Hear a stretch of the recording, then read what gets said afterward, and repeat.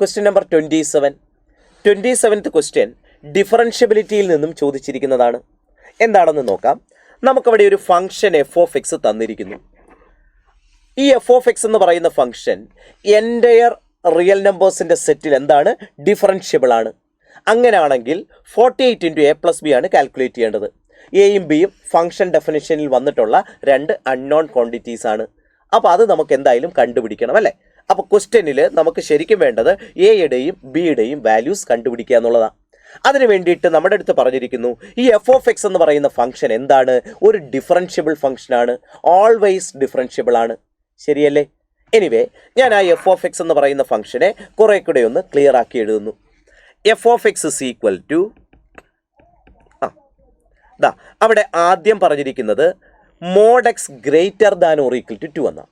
മക്കളെ നിങ്ങൾക്കറിയാം mod X greater than or equal to 2 എന്ന് പറഞ്ഞാൽ എക്സ് എന്ന് പറയുന്നത് ഒന്നുകിൽ less than or equal to -2 ആകാം, അല്ലെങ്കിൽ എക്സ് എന്ന് പറയുന്നത് greater than or equal to 2 ആകാം. ശരിയല്ലേ? അപ്പോൾ ഞാൻ ഇതിനെ രണ്ടായിട്ട് സ്പ്ലിറ്റ് ചെയ്യുന്നു. ഒരു case X less than or equal to -2 വരുന്നത്. X less than or equal to -2 എന്ന് പറഞ്ഞാൽ ഡെഫിനറ്റ്ലി എക്സ് നെഗറ്റീവ് ആണല്ലോ. എക്സ് നെഗറ്റീവ് ആണെങ്കിൽ മോഡ് എക്സ് എന്ന് പറയുന്നത് -x അല്ലേ. അപ്പോൾ 1 മോഡ് എക്സ് എന്ന് പറയുന്നത് 1 - x അഥവാ -1 എന്ന് വരും. കണ്ടോ? ഇനി ഇതേപോലെ ഞാൻ അടുത്ത കേസോ x greater than or equal to 2, അത് ഏറ്റവും താഴേക്ക് എഴുതുന്നു.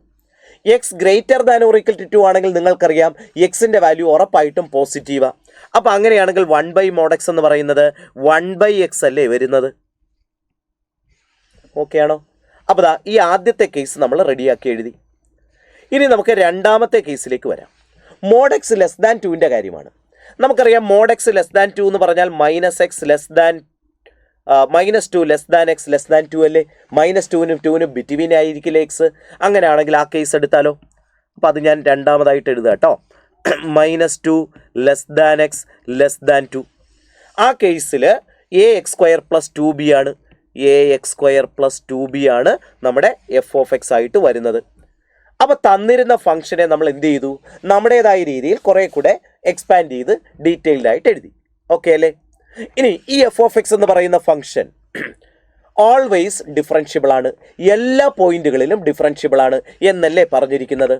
നിങ്ങൾക്കറിയാം ഡിഫറൻഷ്യബിൾ ആയിട്ടുള്ള എല്ലാ ഫംഗ്ഷൻസും എന്തായിരിക്കും, കണ്ടിന്യൂസ് ആയിരിക്കും. ഉറപ്പാണ്. ഡിഫറൻഷ്യബിലിറ്റി എല്ലായ്പ്പോഴും കണ്ടിന്യൂറ്റിയെ ഇംപ്ലൈ ചെയ്യും.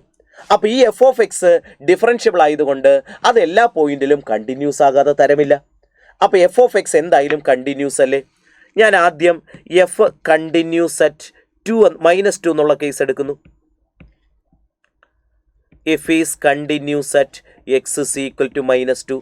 എല്ലാ പോയിന്റുകളിലും കണ്ടിന്യൂസ് ആയതുകൊണ്ട് -2ലും എന്തായിരിക്കും, കണ്ടിന്യൂസ് ആയിരിക്കില്ലേ മക്കളെ, അല്ലേ? അപ്പോൾ അങ്ങനെയാണെങ്കിൽ -2ൽ കണ്ടിന്യൂസ് ആണെങ്കിൽ -2ലുള്ള ലിമിറ്റ് എന്തായാലും എക്സിസ്റ്റ് ചെയ്തല്ല മതിയാകും. അങ്ങനെയാണെങ്കിൽ -2ലെ ലെഫ്റ്റ് ലിമിറ്റും റൈറ്റ് ലിമിറ്റും സെയിം ആകണ്ടേ. അപ്പോൾ -2ൻ്റെ ലെഫ്റ്റ് ലിമിറ്റ് എടുക്കാം. -2ൻ്റെ ലെഫ്റ്റിലേക്ക് നമുക്കറിയാം -1/x ആണ്. അപ്പോൾ അതിനകത്തേക്ക് ഞാൻ എക്സിന് -2 ഇട്ട് കൊടുത്താൽ -1/-2 അല്ലേ. ഒന്നുകൂടെ നോക്കി, -2ൽ നമ്മുടെ ഫംഗ്ഷൻ കണ്ടിന്യൂസ് ആണ്. അതുകൊണ്ട് തന്നെ -2ലെ ലിമിറ്റ് എക്സിസ്റ്റ് ചെയ്യുമല്ലോ. അതുകൊണ്ട് -2ലുള്ള ലെഫ്റ്റ് ലിമിറ്റും റൈറ്റ് ലിമിറ്റും ഈക്വൽ ആയിരിക്കും. അതാണ് ഞാൻ ചെയ്യാൻ പോകുന്നത്. ആദ്യം ഞാൻ ലെഫ്റ്റ് ലിമിറ്റ് എടുക്കുന്നു. അപ്പോൾ -2ൻ്റെ ലെഫ്റ്റ് സൈഡിലേക്കുള്ള എക്സുകൾ, അതായത് -2നേക്കാൾ ചെറിയ എക്സുകൾ എടുത്താൽ എഫ് ഓഫ് എക്സ് എന്ന് പറയുന്നത് -1/x അല്ലേ. അപ്പോൾ അതിനകത്തേക്ക് എക്സിന് -2 കൊടുത്താൽ ആ ലെഫ്റ്റ് ലിമിറ്റ് കിട്ടുമല്ലോ. അതാണ് ഞാൻ -1/-2 എന്ന് എഴുതിയത്. ഇത് എന്തിനോട് ഈക്വലാ, റൈറ്റ് ലിമിറ്റ് അല്ലേ. അപ്പോൾ -2ൻ്റെ റൈറ്റിലേക്കുള്ള എക്സുകൾ എടുത്താൽ എഫ് ഓഫ് എക്സ് ഇവിടെ കാണാൻ പറ്റും, ax² + 2b.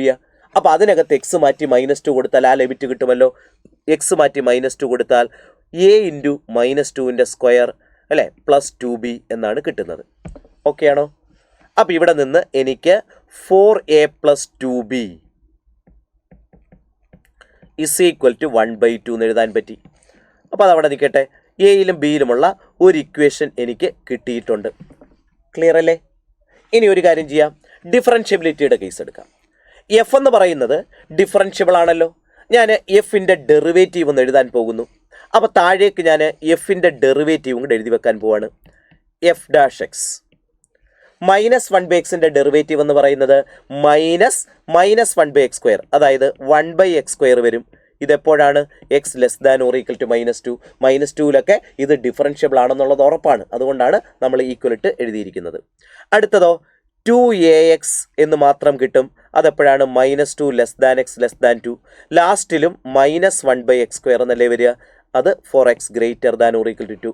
ഇതാണ് ഡെറിവേറ്റീവ്. ശരിയല്ലേ? എഫ് എന്ന് പറയുന്ന ഫംഗ്ഷൻ ഡിഫറൻഷ്യബിൾ അറ്റ് എവരിവെയർ. അപ്പോൾ അതുകൊണ്ട് തന്നെ -2ലും ഇതെന്തായിരിക്കും? ഡിഫറൻഷ്യബിൾ ആയിരിക്കില്ലേ? അപ്പോൾ ഞാൻ ആ കണ്ടീഷനാണ് അടുത്തതായിട്ട് എടുക്കാൻ പോകുന്നത്. F is differentiable at X is equal to -2. നിങ്ങൾക്കറിയാം ഡിഫറൻഷ്യബിൾ ആണെങ്കിൽ ഉറപ്പായിട്ടും ലെഫ്റ്റ് ഡെറിവേറ്റീവും റൈറ്റ് ഡെറിവേറ്റീവും ഈക്വൽ ആയിരിക്കുമല്ലോ. എന്താ ലെഫ്റ്റ് ഡെറിവേറ്റീവ്? ഡെറിവേറ്റീവ് നമ്മൾ എഴുതി വെച്ചിട്ടുണ്ട്. -2ൻ്റെ ലെഫ്റ്റിലേക്കുള്ള എക്സ് വന്നാൽ ഡെറിവേറ്റീവ് 1/x² അല്ലേ. അതിനകത്ത് എക്സ് മാറ്റി -2 കൊടുത്താൽ ആ ലെഫ്റ്റ് ഡെറിവേറ്റീവ് കിട്ടത്തില്ലേ? അപ്പോൾ എക്സ് മാറ്റി -2 കൊടുത്താൽ 1/-2ൻ്റെ സ്ക്വയർ 1/4 എന്ന് കിട്ടത്തില്ലേ? അതെന്തിനോട് ഈക്വലാണ്? Right derivative. -2ൻ്റെ റൈറ്റിലേക്കുള്ള എക്സുകൾ എടുത്തു കഴിഞ്ഞാൽ കറസ്പോണ്ടിങ് ആയിട്ട് f(x) 2ax അല്ലേ. അപ്പോൾ അതിനകത്ത് എക്സ് മാറ്റി -2 എന്ന് കൊടുത്താൽ റൈറ്റ് ഡെറിവേറ്റീവ് കിട്ടില്ലേ? എക്സ് മാറ്റി -2 എന്ന് കൊടുത്താൽ 2a × -2, അതായത് -4a എന്നല്ലേ കിട്ടുക അല്ലേ? അപ്പോൾ അങ്ങനെയാണെങ്കിൽ ഇവിടെ നിന്ന് നിങ്ങൾക്ക് എയുടെ വാല്യൂ കിട്ടുമല്ലോ. എയുടെ വാല്യൂ എന്ന് പറയുന്നത് 1/-16 അഥവാ -1/16 ആണ്. ക്ലിയർ അല്ലേ മക്കളെ? അല്ലേ? എ ഇസ് ഈക്വൽ ടു -1/16 എന്ന് കിട്ടിയിട്ടുണ്ട്. ഈ എയുടെ വാല്യൂ എടുത്തതാ ഇവിടേക്ക് സബ്സ്റ്റിറ്റ്യൂട്ട് ചെയ്താൽ നമുക്ക് ബി കണ്ടുപിടിക്കാൻ പറ്റുമല്ലോ. അപ്പോൾ അടുത്ത പേജിലേക്ക് പോയി നമുക്കതും ചെയ്യാം. അപ്പോൾ ഇപ്പോൾ നമുക്ക് രണ്ട് ഇക്വേഷൻസ് കിട്ടി. എ എന്ന് പറയുന്നത് -1/16 എന്ന് കിട്ടിയിട്ടുണ്ട്. അതോടൊപ്പം തന്നെ 4a + 2b എന്ന് പറയുന്നത് 1/2 ആണെന്നും വന്നിട്ടുണ്ട്. ശരിയല്ലേ? അപ്പോൾ ഞാൻ എയുടെ വാല്യൂ ഇവിടേക്ക് കൊടുത്താൽ 4 × -1/16 + 2b ഇസ് ഈക്വൽ ടു 1/2 എന്നല്ലേ വരിക അല്ലേ? അപ്പോൾ നമുക്ക് ഇത് ക്യാൻസൽ ചെയ്താൽ -1/4 എന്ന് വരും. -1/4 + 2b ഇസ് ഈക്വൽ ടു 1/2 കിട്ടും. അതായത് 2b ഇസ് ഈക്വൽ ടു 1/2 + 1/4 കിട്ടും. അതായത് 2b ഇസ് ഈക്വൽ ടു 3/4 അല്ലേ വരിക അല്ലേ? അതായത് b ഇസ് ഈക്വൽ ടു 3/8. ഇപ്പോൾ ബിയുടെ വാല്യൂ കിട്ടിയല്ലോ. അപ്പോൾ എ ഉണ്ട്, അതേപോലെ ബി ഉണ്ട്. എയും ബിയും കിട്ടിക്കഴിഞ്ഞു. നമുക്ക് എന്താ കണ്ടുപിടിക്കേണ്ടത്? 48 × a + b ആണല്ലോ. അപ്പോൾ 48 × a + b is equal to 48 × -1/16 + 3/8 എന്നല്ലേ. അപ്പോൾ ഇത് നിങ്ങൾ കാൽക്കുലേറ്റ് ചെയ്ത് കഴിഞ്ഞാൽ 48 കൊണ്ട് അകത്തേക്ക് മൾട്ടിപ്ലൈ ചെയ്താൽ -3, അടുത്തത് 18 കിട്ടും. സോ ഫൈനൽ ആൻസർ നമുക്ക് വരുന്നത് എത്രയാണ്? 15 എന്നാണ്. So 15 is the final answer. Okay.